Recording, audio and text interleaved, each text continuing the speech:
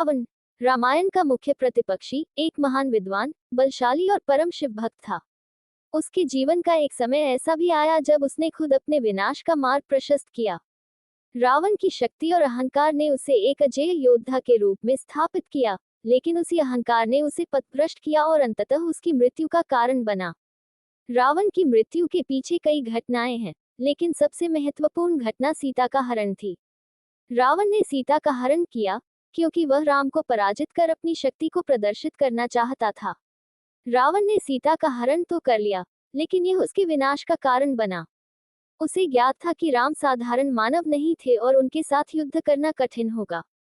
इसके बावजूद उसने सीता का हरण कर अपना अंत निश्चित कर दिया। रावण ने अपनी सुरक्षा के लिए ब्रह्मा और शिव से वरदान प्राप्त किए थे, जिसमें उसे देवताओं, असुरों, नागों और विभिन्न अन्य जीवों से सुरक्षा मिली थी। लेकिन अपने अभिमान में उसने मानव और वानर को तुच्छ समझा और उनसे सुरक्षा का वरदान नहीं मांगा। इस घमंड के कारण वह ये भूल गया कि उसकी मृत्यु का कारण वही प्राणी बन सकते हैं जिन्हें वह कमजोर समझ रहा था। राम ने वानरों की सहायता से लंका पर आक्रमण किया और रावण को युद्ध में पराजित कर दिया। रावण के विनाश का एक और प्रमुख कारण था कि उसने अपने गुरु और सलाहकारों की बातें नहीं सुनी। विभीषण ने उसे समझाने का प्रयास किया कि राम से शत्रुता न करें और सीता को लौटा दे, परंतु रावण ने उनकी बातों को अहंकार में नकार दिया और उन्हें अपमानित कर लंका से निकाल दिया। विभीषण ने राम के साथ मिलकर रावण की कमजोरियों का भंडाफोड़ किया, जिससे राम को रावण का पराजय करने में सहायता मिली।